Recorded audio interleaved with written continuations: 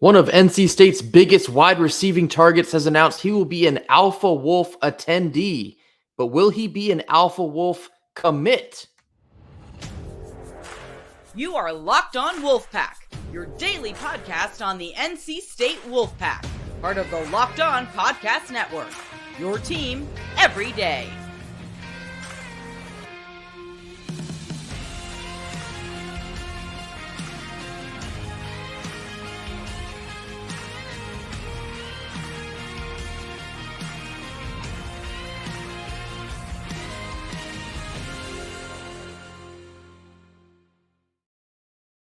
Wolfpack Nation, welcome back to another episode of Locked On Wolfpack, free and available wherever you get your podcast and on YouTube, part of the Locked On Podcast Network, your team every day. Happy Wednesday, everyone.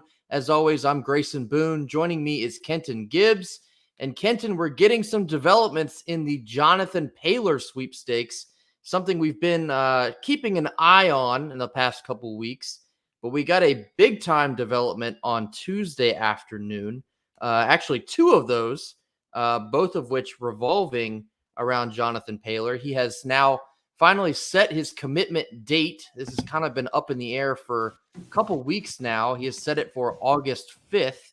Of course, his final five listed here at the bottom: South Carolina, NC State, North Carolina, Penn State, and Maryland, although it's kind of widely understood it's more or less a final two between South Carolina and NC State. So the second half of these announcements here, Jonathan Paylor announced that he will be attending the Alpha Wolf Showcase here in Raleigh on Friday, July 29th. So this effectively serves as, I guess, one last sales pitch for NC State to land the talented Paylor. Kenton, what are your thoughts here? I mean, the same way that we talked about the other gentleman who was leaning towards NC State, you know, you look at Paylor and we got the opposite situation where he was leaning towards South Carolina. At least that's what the speculation was. And the longer this thing draws out, the more you're thinking, we've got a shot. We've got a shot here. Things are looking like we could nab him in the last second here. So I'm excited about him. I'm excited to get a young man like this on campus, especially with what we've talked about multiple times in. Man, we need some receivers. Some receivers will really set this thing off. We truly get it cracking with some elite receivers. I'd love to see him commit to NC State, and I'd love to see him do great things here as well. But it all starts with what we show him, how we show him a good time, how we show him that he wants to be here at the Alpha Wolf camp. Yeah, we've certainly talked a lot about the big three, Jonathan Paylor, Terrell Anderson, and Alex Taylor, of course. We talked just last week, I believe it was, about Terrell Anderson on how it's seemingly favoring NC State in his own recruiting trail there.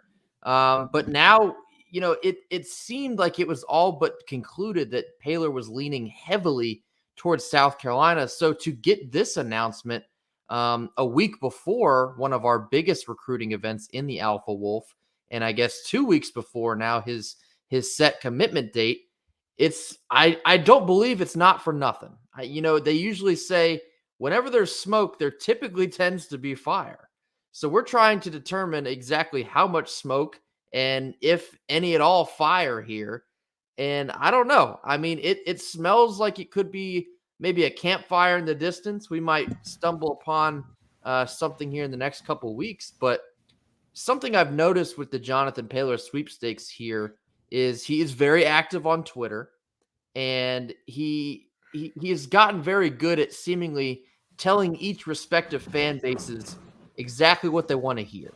And that can be frustrating from a fan standpoint, as you then become even more committed, or right, I guess invested in right, in your team pursuing a player like this. And so, I saw just this quote the other day. Paylor was speaking with On3, said, "Everyone knows that NC State is the best defense in the ACC. So all they need is the offensive players to set the whole thing off." Yeah, that sounds great to an NC State fan. We start drooling at the idea of being able to dominate both sides of the ball, potentially with a big time pickup in Jonathan Paylor. But, I've also kind of the yin to the yang here. I'm starting to see some South Carolina fans a bit worried, and they were confident for quite some time, I'm starting to see some worry. I've seen a couple of them mention the fact that they believe that he was going to commit on July the 28th, has now bumped it back a week to August 5th, and he's attending an NC State event on July 29th. So certainly is some reason to think that maybe he's not as set as perhaps people perceived he was on South Carolina. I mean, I don't know why South Carolina fans are so upset here as if they had a claim to this young man before everything went down. Number one, he's a North Carolina resident. Last time I checked, if anything, if we're saying, hey, somebody's building a fence around their state, who gets in, who gets out, this young man would be a part of North Carolina state. Like, what are we doing here? You know what I mean? If this was Hunger Games, he's in our district, buddy. What are you? The odds just aren't in your favor here, you know? But in all seriousness, this is a moment where every fan base is going to be, somebody's fan base is going to be upset. Just like the fact that every game there has to be a winner and a loser for every recruit. Same thing. There has to be some folks who offer that don't land a young man or young woman in this situation. There's going to be, between NC State fans, Gamecock fans, somebody's going to be upset here.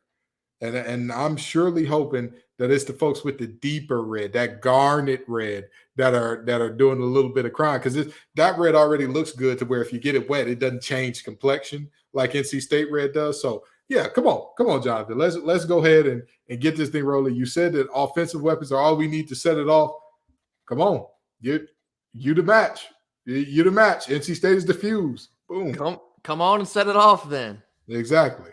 What did Boosie say about setting it off? I'll leave that right there. But anyway, this thing now. I also understand that Paylor will be taking a visit to UNC the day after the Alpha Wolf. I don't want to assume anything. You know what they say about assuming things?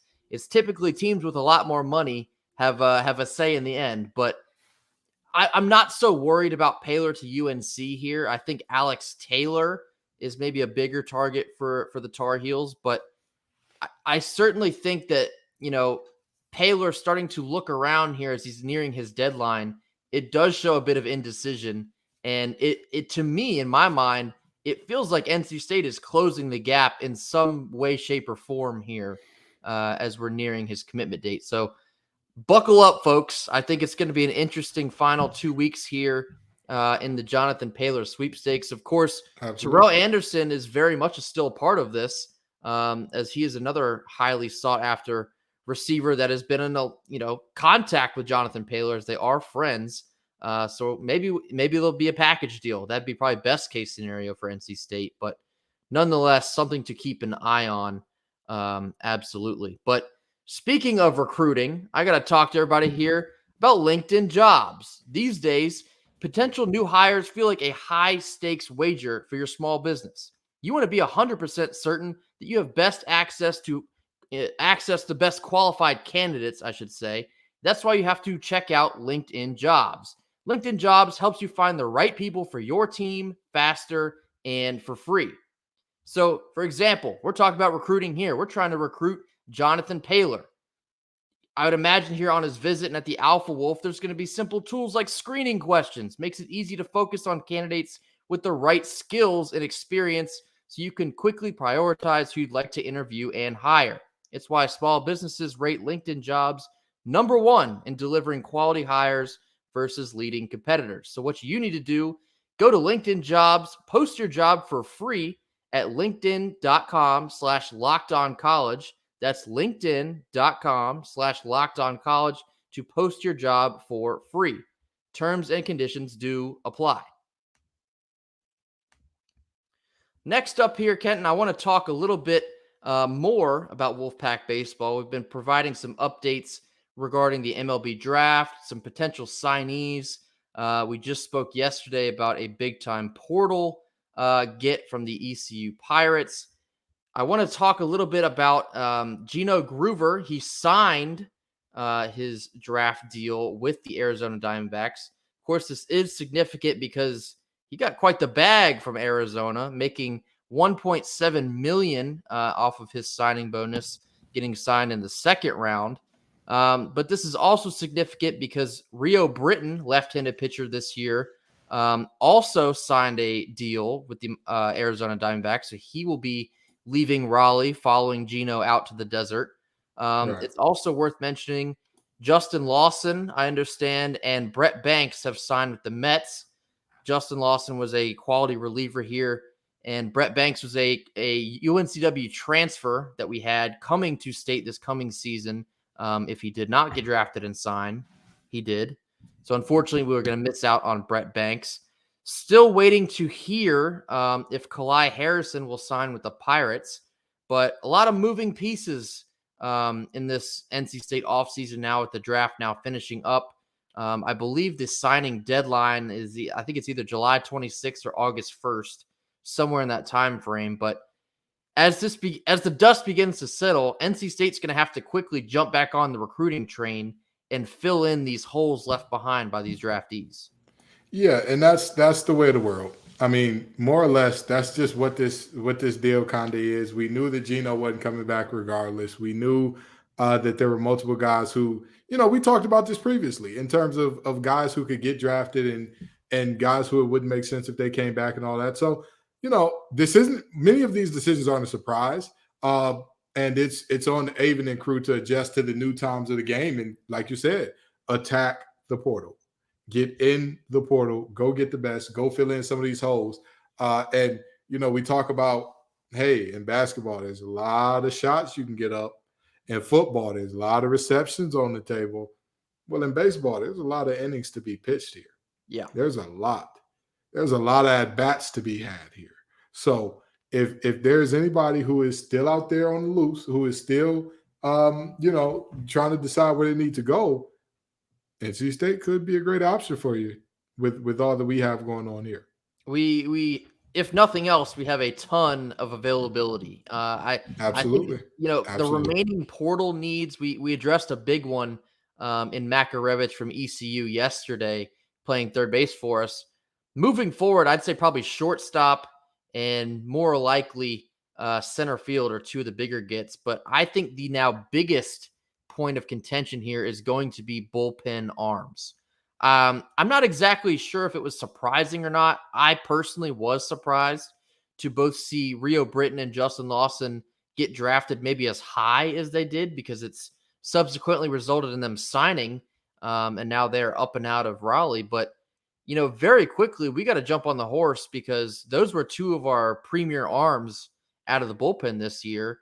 Now suddenly they're gone, and you're looking around, well, shoot, we got to fill this quickly, because at this point in the summer, there's been a lot of portal needs already being filled for many other teams. Of course, college baseball season ended about a month ago in Omaha in June. NC State's been done for maybe a month and a half at this point. Mm-hmm. But there's some big-time needs still to be filled here before August and September roll around for the school year begins. And I'd have to say probably at the top of that list is going to be some relief. Yeah, I'd agree. I feel like that's not crazy to say. And many people who saw last year, there were times where our bullpen, with all due respect, just fell apart.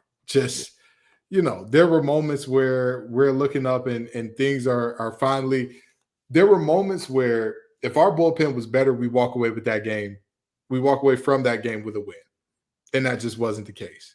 We didn't have great long relief at times. We didn't have great setup pitchers.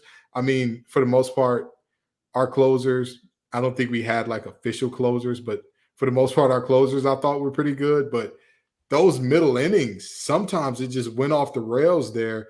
And, you hate to say it, but the reality is if somebody's coming in the middle inning anyway, we're expecting you to hold it down a little bit because we're already taking on some water. And it just seemed like, oh no, there's water on the boat. Oh, well, nothing we can do about it. We're going to sink. That just is how it felt at times. And so, like you said, we need new arms. We need folks who are going to be those bullpen pitchers that can come out and give us some good innings when we need them and lead to more success. Yeah, it's an opinion I've seen a lot, probably toward the back half of the NC State baseball season this year, is that the bullpen roles, I guess you could say, felt a little bit like musical chairs. There weren't really set roles for guys to grow into as the season went on, when there was so much mismatching and, this worked for this long and now we're going to try this. I just feel like moving forward, you need to be putting guys in better positions to succeed, especially out of the bullpen. These high leverage situations, Sam Highfill, who I preached a lot about, who I think is a starter, should be a starter, and assuming he comes to school again next year, should also be a starter moving forward. To just throw him in the bullpen role there, you saw him struggle, and he wasn't the only one. Dom Fritton kind of got tossed around a little bit, despite, he was a bright spot for a lot of the season. But Yeah.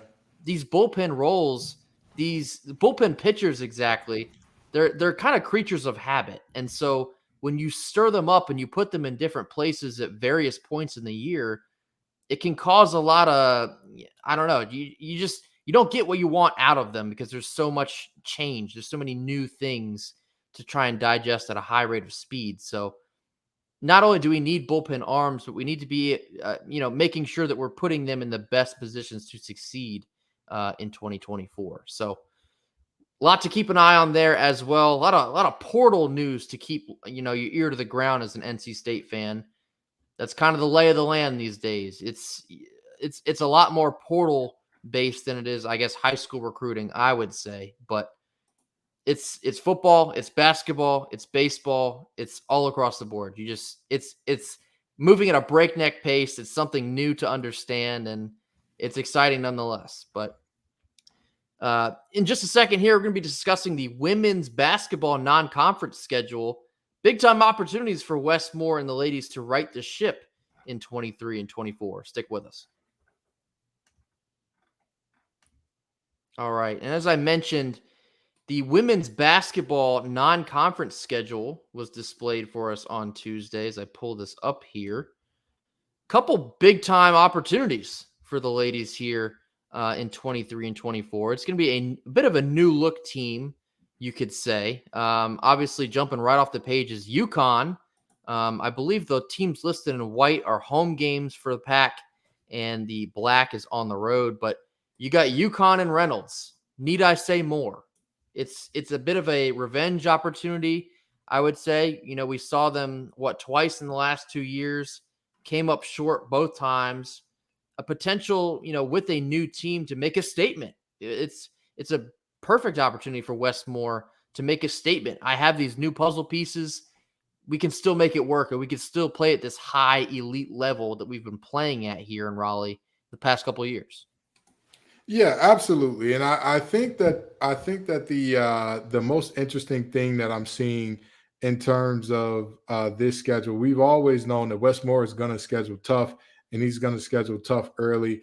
But even beyond that, this is a schedule that all up and throughout it, you see teams that have either had a ton of success in terms of a UConn, a Kentucky, where Ryan Howard, I believe the young woman who just won the what's the word I'm looking for? WNBA All-Star Game MVP, I believe, or I could be wrong there.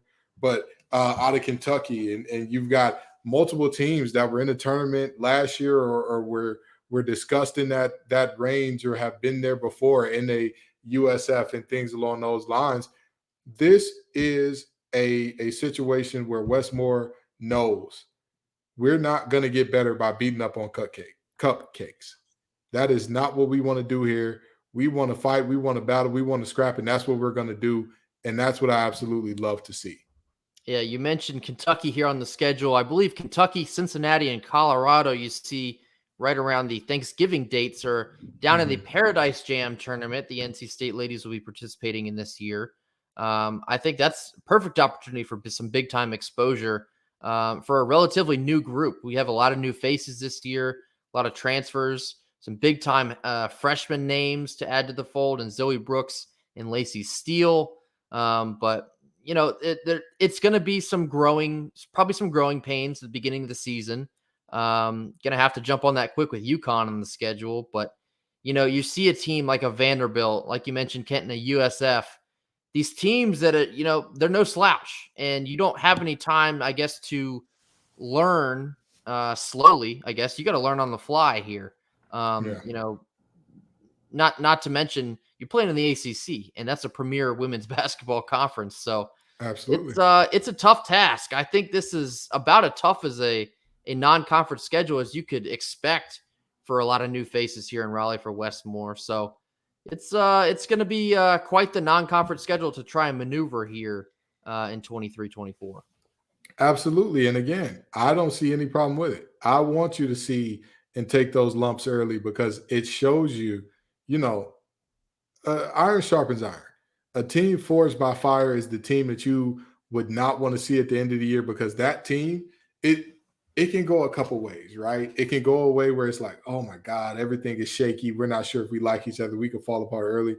Or you can come together and become something harder, something tougher, something better than most people even imagined you could be.